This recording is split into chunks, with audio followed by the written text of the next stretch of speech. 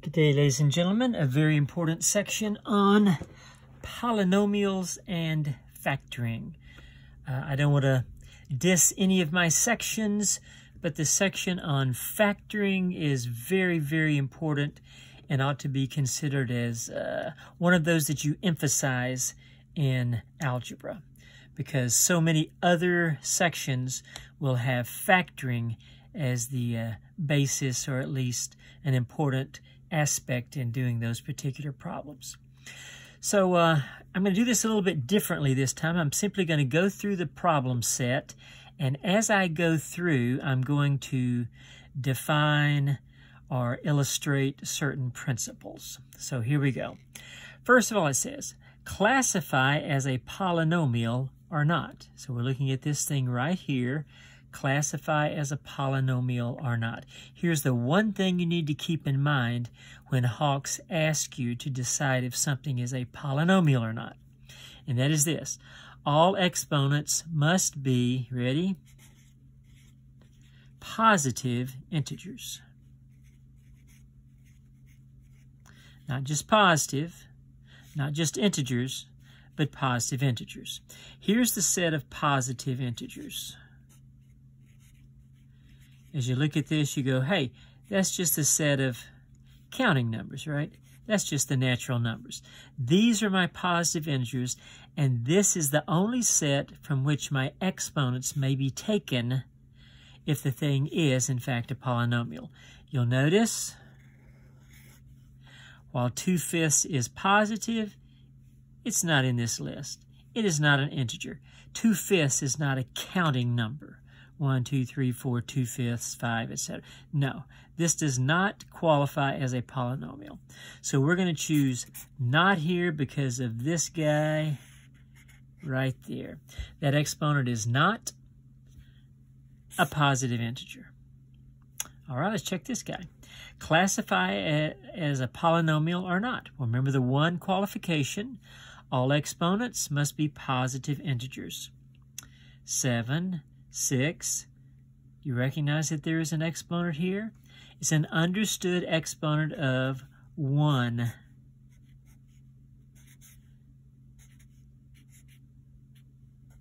So with this in mind, 1, 2, 3, 4, 5, 6, 7, these are all positive integers, each of these exponents. So this thing is a polynomial.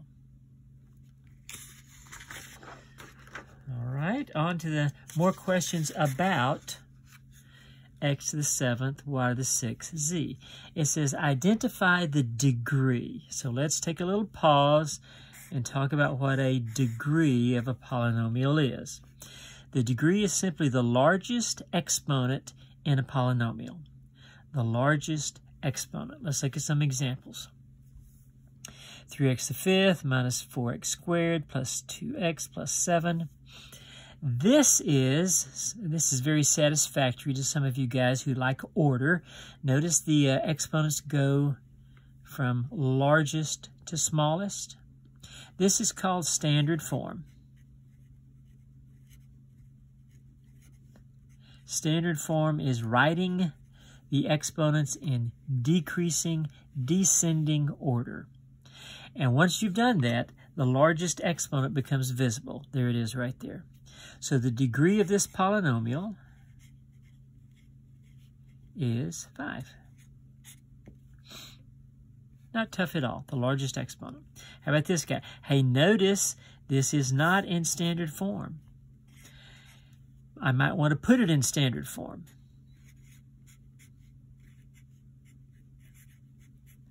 That way the largest exponent is listed first, and the degree of the whole polynomial is obvious. The degree, the largest exponent, is 9. So it's not always the first one unless it's in standard form. All right, this is our example here. Notice I don't have any pluses or minuses here. These were all x's. These were all x's. This is an x, y, and a z.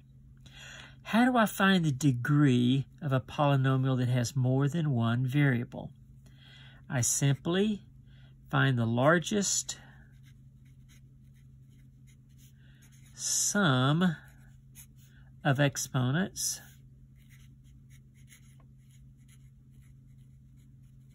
in any term. So this only has one term. We call it a monomial if it only has one part. There's no plus or minus anything else. It's just one term. So I simply add the exponents, the largest sum of exponents in this term, 7 plus 6 plus 1. The degree is 14.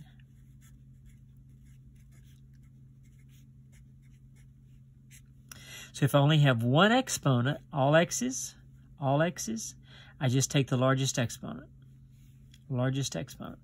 If I have more than one variable, I add the exponents and find the largest sum of exponents in any particular term. Final question, classify this as a monomial, a binomial, or a trinomial.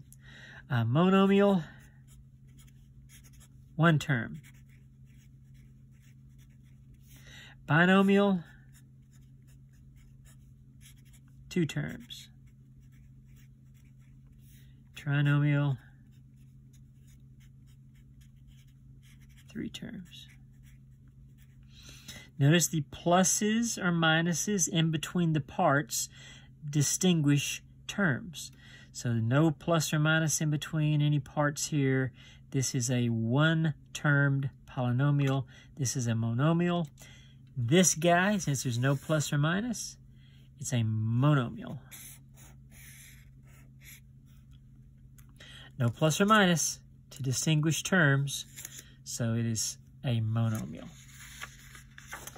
All right. Combine the polynomials. Now the principle we're going to use here is combine. Some of you are familiar with these terms. Combine like terms. Like terms means I have the same variable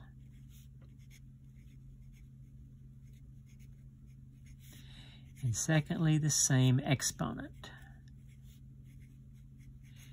If both those qualifications exist, I have like terms. So I got this minus that. Now these parentheses are kind of getting in our way. If I have a parentheses with an understood plus in front of it, I don't need the parentheses. So let me just write it.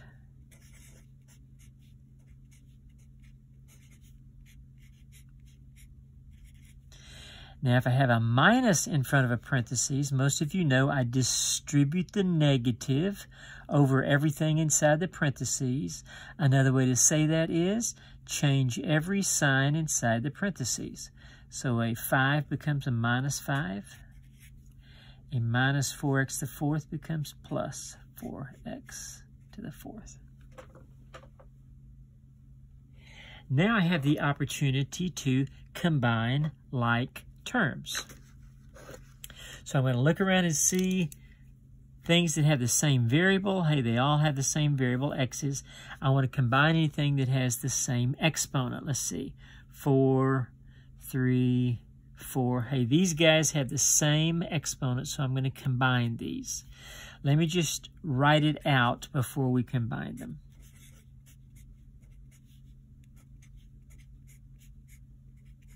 And I might as well go ahead and write this in descending order because Hawks typically wants me to write something in standard form.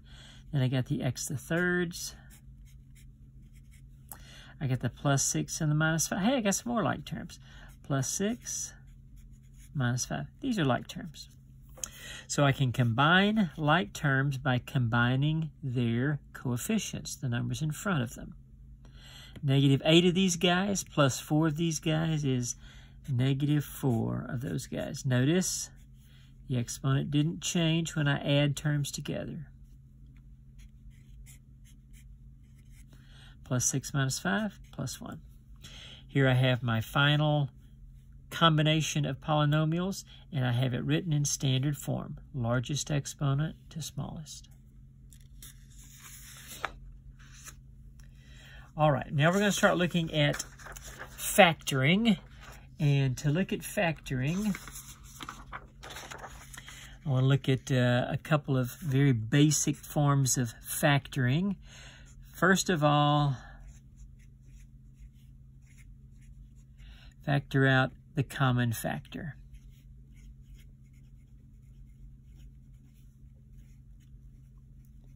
Whenever I'm asked to factor a polynomial, any polynomial, I always ask myself, do the terms have a common factor? For example,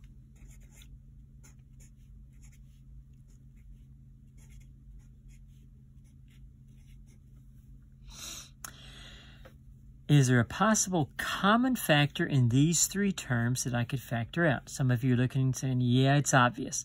Each of these coefficients is divisible by 3. So I could factor it into 3 times x squared. And I ask myself this question, 3 times what gives me 3x squared? Well, x squared. 3 times what would give me 6x, 2x. And 3 times what would give me 3. And I have factored out the common factor. Sometimes you'll have more than one variable. Let's try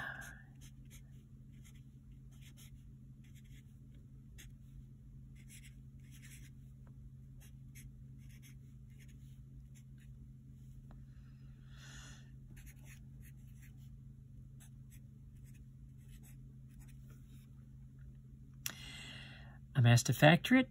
Consider a common factor. First of all, I want to look at my coefficients, the numbers in front, and say what is the largest number that will divide evenly into 14, 28, and 35. Hey, 14 will go into that, but 14 won't go into that, will it? But 7 will go into each of these coefficients, so 7 is going to be part of my common factor. Then I'll look at my variables. I got some x's and y's, x's and y's, x's and y's. A good way to phrase this is each term has at least how many x's?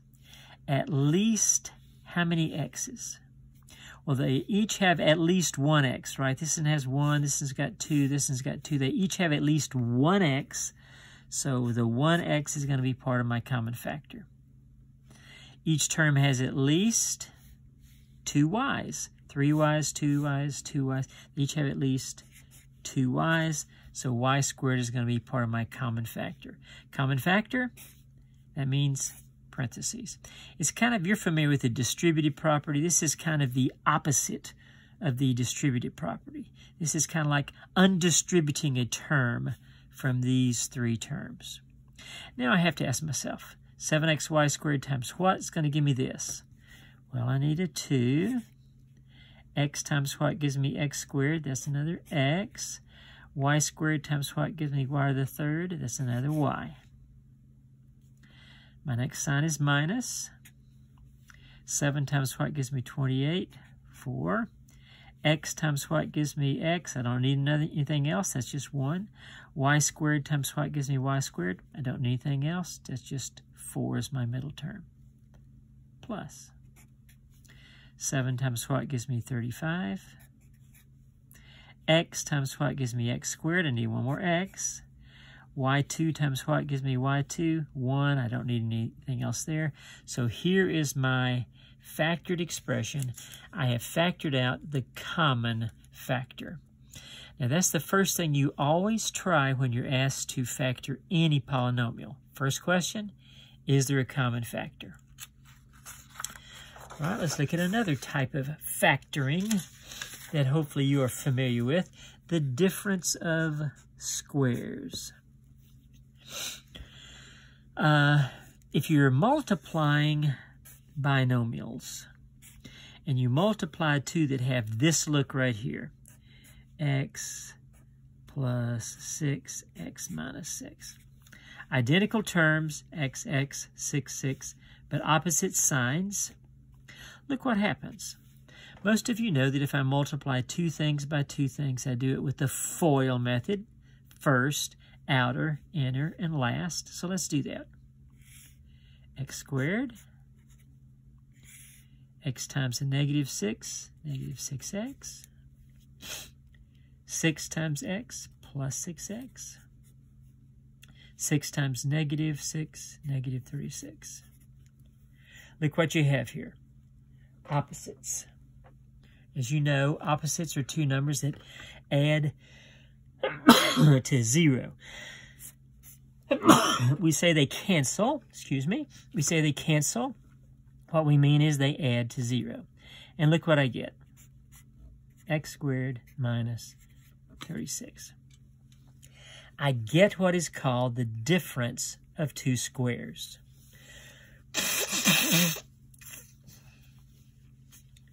When I multiply binomials that have this look, identical terms, 1 plus 1 minus, the middle two terms will always cancel, and I'll get the difference of two perfect squares, called the difference of squares. So when I start with the difference of squares and factor it, I'm always going to factor it into something that looks like this. Two binomials. The first term of each will be the square root of this first term. In other words, what times itself gives me x squared? I think x. Secondly, what times itself gives me 25?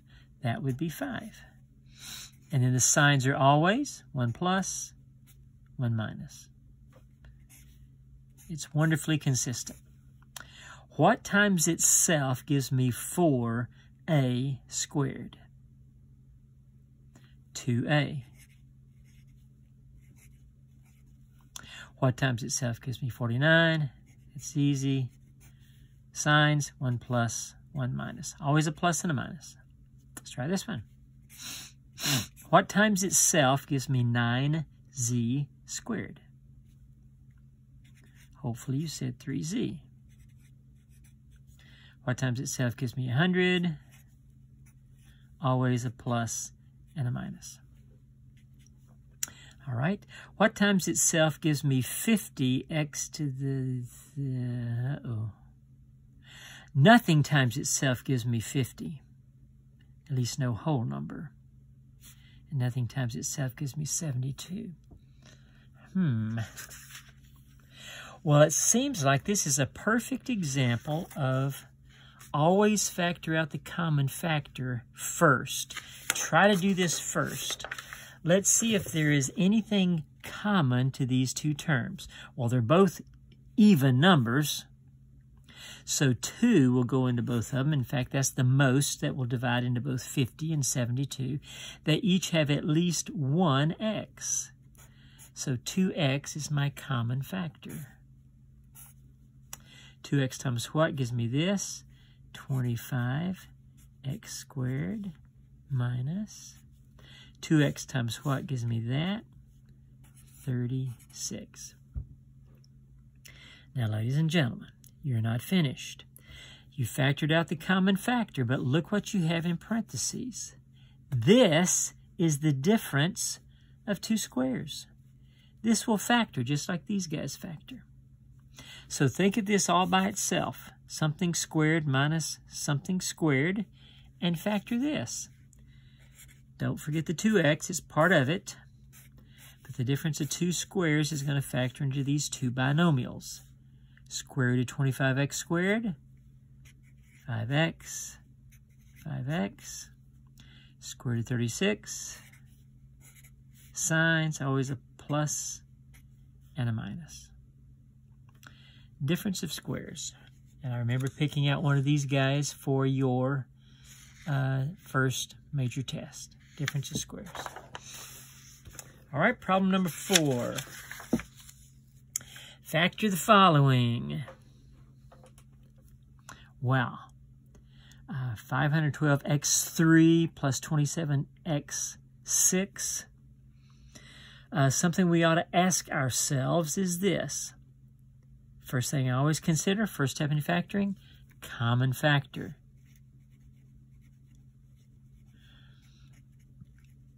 Anything divide into both these terms? Well, if you look at 512, that's a bunch of 2's multiplied. If you look at 27, that's a bunch of 3's multiplied. So nothing is going to go into both of these guys. But notice they each have at least 3 x's. So I'm going to factor out the 3 x's.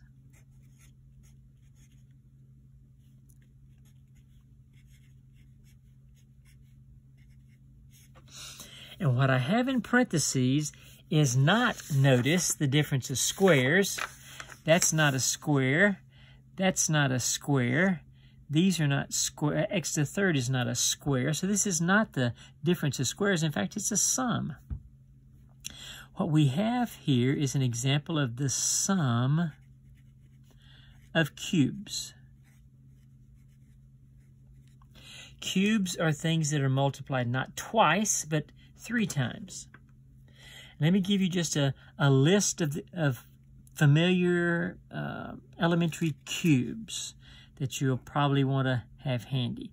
1 to the third, 1 times itself 3 times is just 1. 2 cubed, 8. 3 cubed, 27. Aha, 27. 4 cubed, 64. 5 cubed, 125. 6 cubed.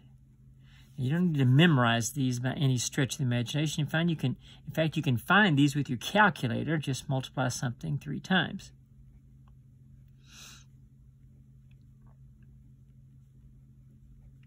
512. Aha, another cube. So this is a cube. It's 8 cubed. That is a cube. This whole thing is a cube. It's 3x cubed. So this is the sum of cubes.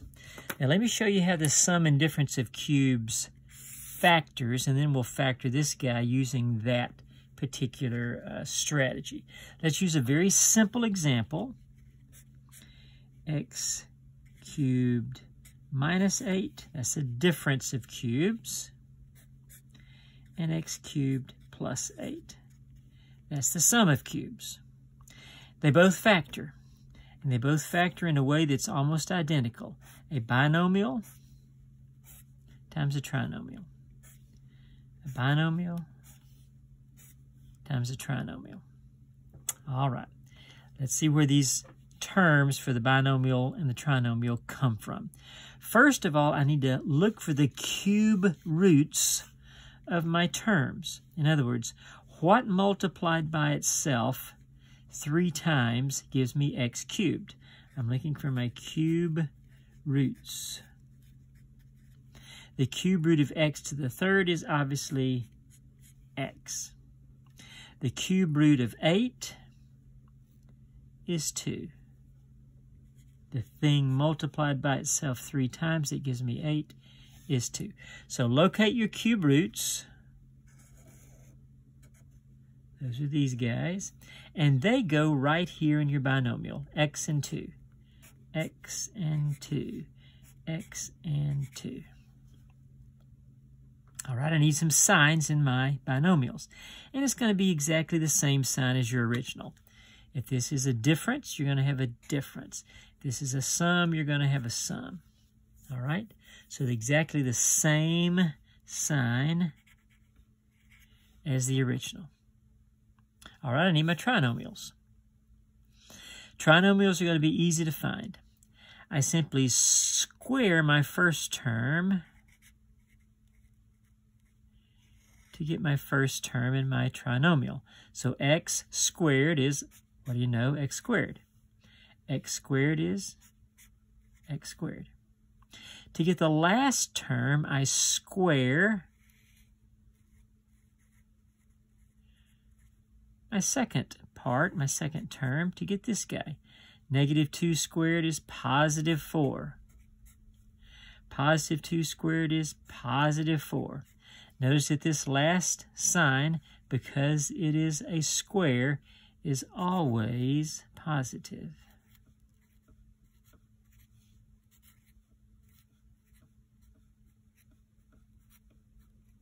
Hey, it's got to be positive. You're squaring something. which just leaves me my middle terms. My middle terms are these two cube roots multiplied. Just multiply your cube roots together to get your middle terms. X times 2 is 2x. X times 2 is 2x. Now all I need is one more sign and I'm finished. One more sign and I'm finished. And this sign right here is going to be the opposite of what you started with. So if this is a minus, this is a plus. If this is a plus, this is a minus. This sign would be the opposite .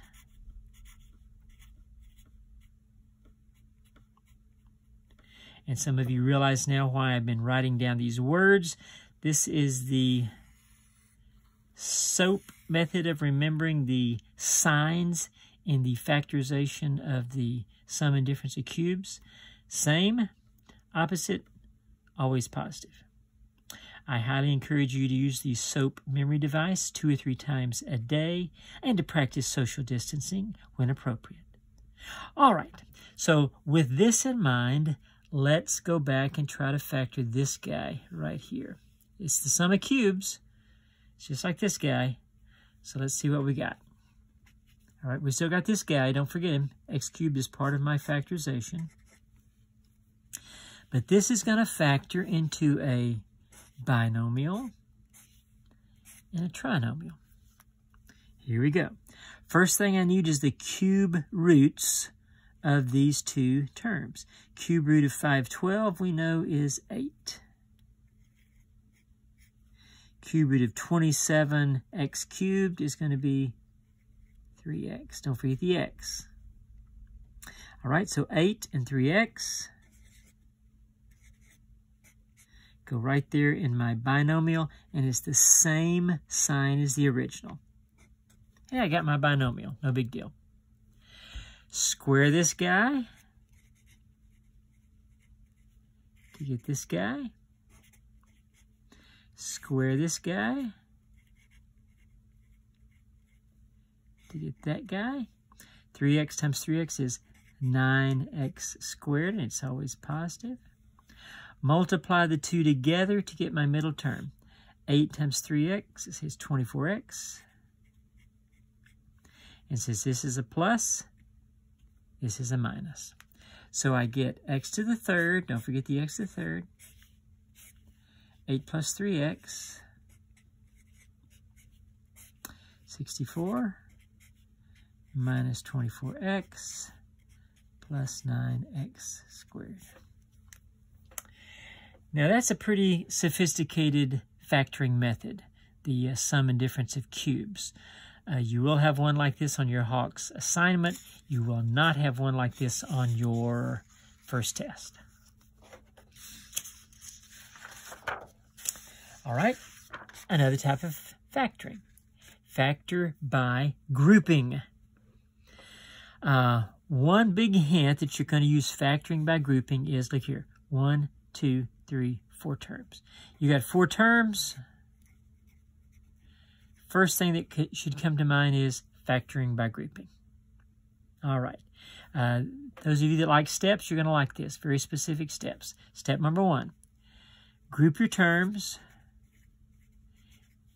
It ain't called factoring by grouping for nothing. Group your terms into pairs.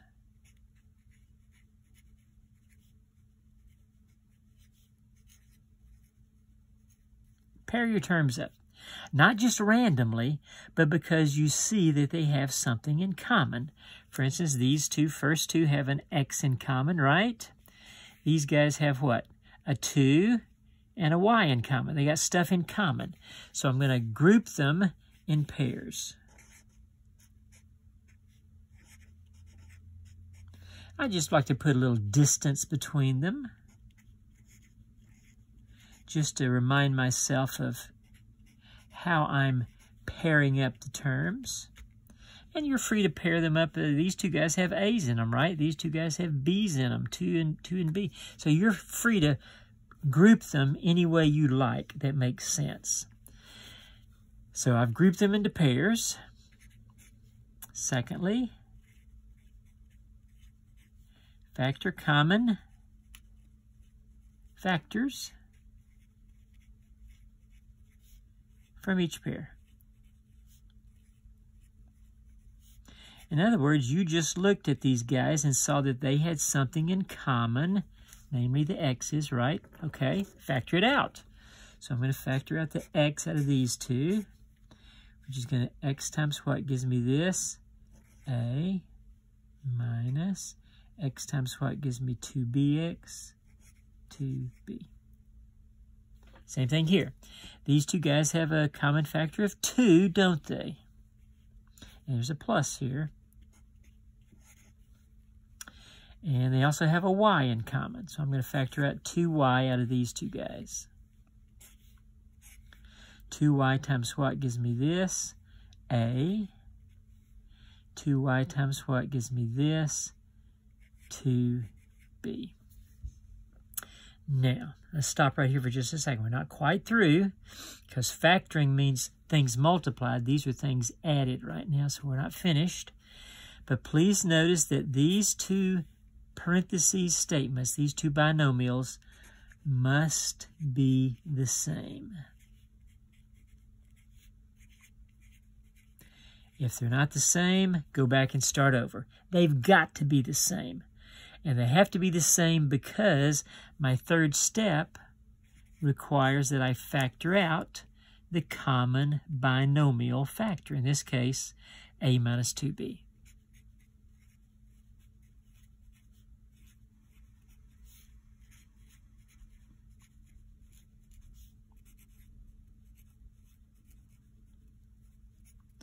All right, I'm going to factor it out, take it out, leave it as a whole because it's a quantity all itself, so leave it in parentheses. So I just factored out the a minus 2b's. Look what's left, x plus 2y. That goes in my second parentheses. When I factor by grouping, I will always end up with a binomial times a binomial.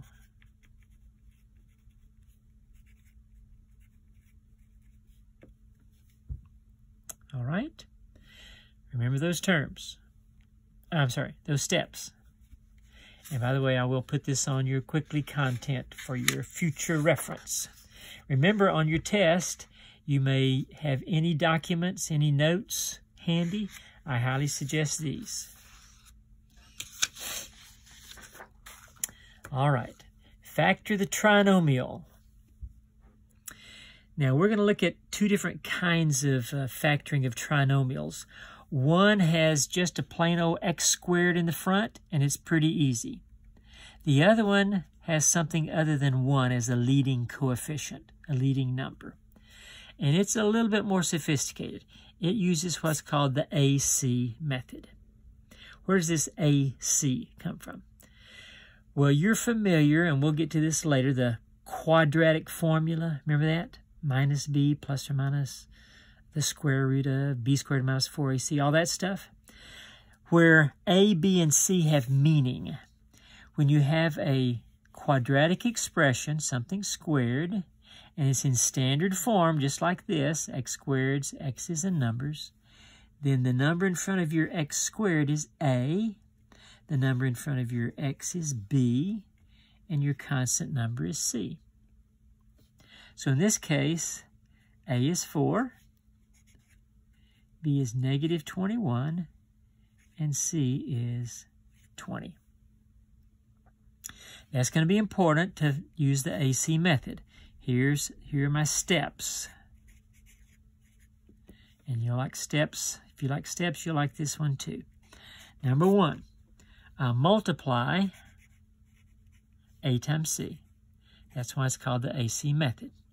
So a times c is 4 times 20 equals 80.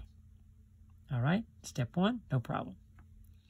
Step 2 is where we have to use our thinking a bit. Step 2 says, find two numbers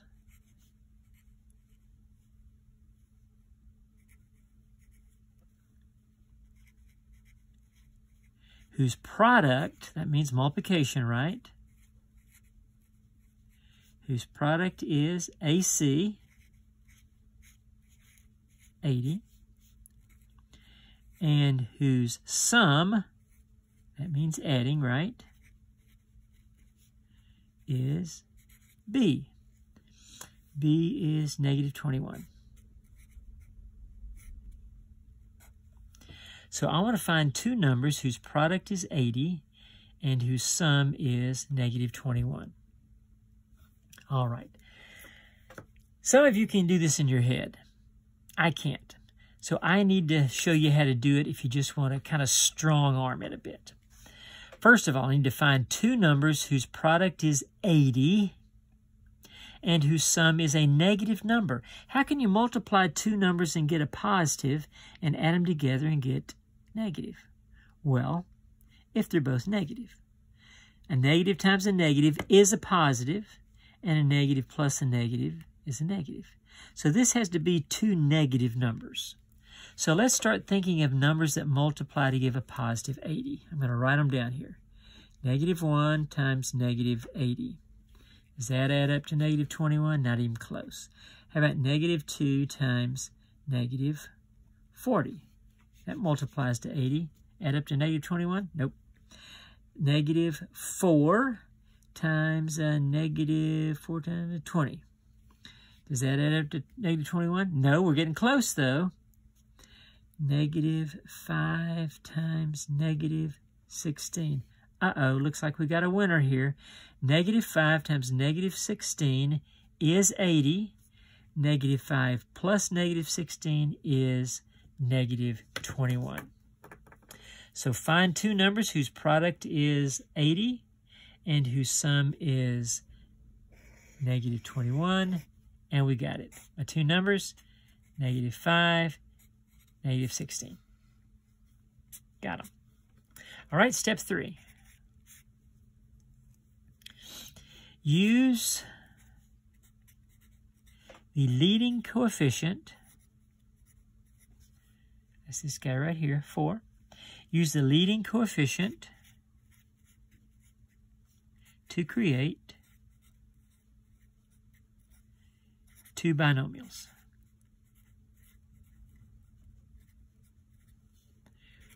Which employ PLO, the numbers from number 2.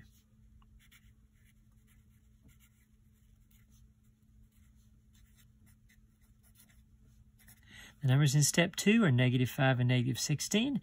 I want to use the leading coefficient, 4, to create two binomials. And here's how I'm going to do it. 4x minus 5. 4x minus 16. Now, this isn't my answer yet. Hang on. We're one step away. Factor out and discard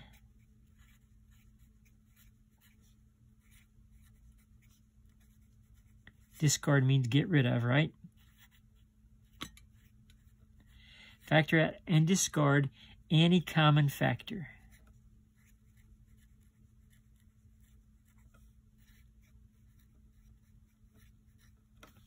All right, anything common to 4x and 5? No.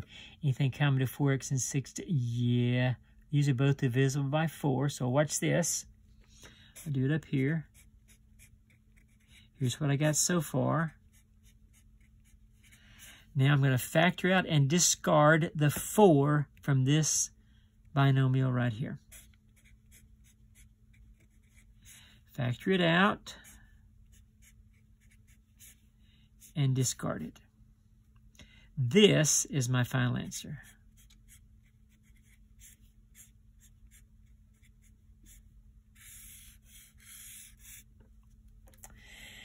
A lot of work, but this is a very dependable way to get a rather difficult trinomial factored, called the AC method. If you prefer another method, if you have another method that you're familiar with and that you enjoy, help yourself. Nothing says you have to use the AC method, but it's a good method if you have a number other than 1 as your leading coefficient. All right. Hey, here's an example. Factor out the greatest common factor. First thing we always look for. Remember doing this? First of all, I ask myself with the coefficients, what's the largest number that will divide into 3, 3, and 9? And we say 3. Each term has at least how many x's? 3, 4, 2. They have at least 2 x's. Each term has at least how many y's? 1 y, no y, 1 y. So no y's. They don't have, this term doesn't have any y's, so I'm not going to have any y's in my common factor. So another way to think of that is the smallest exponent of x's, x2. The smallest exponent of y's is no y at all. All right, 3x squared times what gives me this? I need one more x, and I need a y. Plus 3x squared times what gives me this? I already got my 3. I need 2 more x's. 3x squared times what gives me this? I need another 3. Already got my 2 x's. Need 1 more y.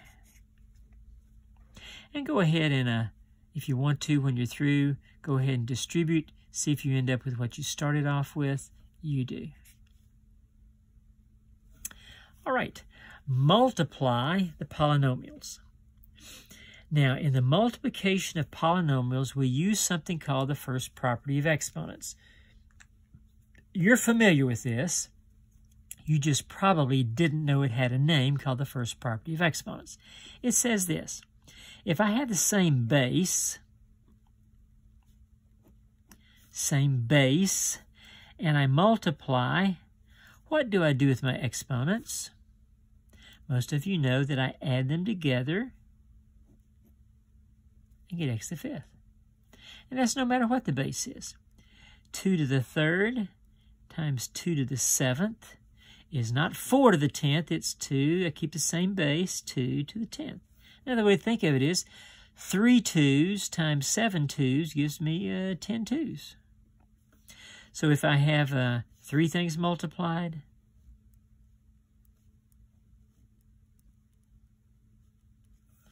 I still keep the same base, add my exponents together. Now here's what you got to keep in mind. This a has an exponent, doesn't it? It's not visible, but it's an understood exponent of 1. So if there's no visible exponent there, there's an understood exponent of 1. And you got to add in there 2. 2 plus 4 is 6 plus 1 is 7. That's the first property of exponents. And every time I multiply polynomials, I use the first property of exponents. So here we go. We're going to multiply this binomial times this binomial. And many of you are familiar with the concept that when I multiply 2 things times 2 things, I use the FOIL method. The first 2 terms, the outer terms, the inner terms, and the last 2 terms. I do 4 multiplications. Here we go. 3x squared times x squared. First property of exponents. Add your exponents together. 3x to the 4th. 3x squared times negative 7y. A positive times a negative is a negative. 3 times 7 is 21. X squared times y is x squared y. The inner 2. Y times x squared is yx squared. But you know what? I'm going to list it as x squared y. Why? So I can tell that it is a like term with this guy right here. A good principle is, even though it's not required, is to put your variables in alphabetical order just so they stay consistent. So y times x squared, I'm going to call it x squared y. And then the last 2. Y times negative 7y is negative 7. Y times y is y squared. Now, it doesn't happen with every FOIL, but it happens with most of them, that the middle two terms are like terms. They'll combine. So I get 3x to the fourth minus 21 of these guys plus 1 of these guys, minus 21 plus 1 minus 20 of these guys, x squared y's, minus 7 y squared. There's my multiplication of two binomials using the FOIL method. All right. It says factor if possible. Now notice we have a leading coefficient of 1 here. This is distinct from the AC method where we had a leading coefficient other than 1. So when I have a leading coefficient of 1, I find it to be a lot easier. All I have to do is find two numbers